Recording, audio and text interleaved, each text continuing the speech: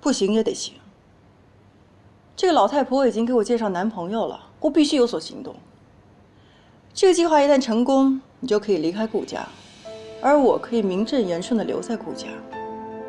即使顾西城对你还有感情，时间长了一样忘了你。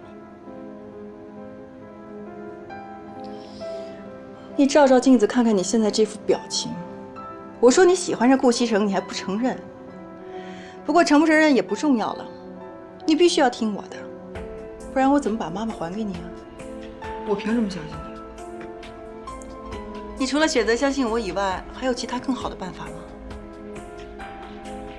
你放心，我說到做到。現在最重要的就是你怎麼幫我完成計劃。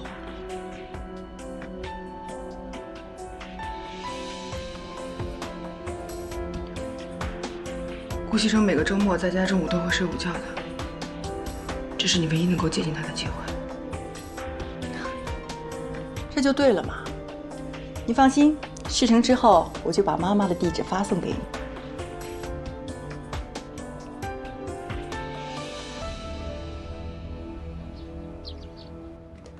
前2天都是我不好，我讓奶奶擔心了。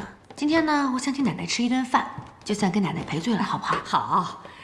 只要你們倆好好的，比什麼都好。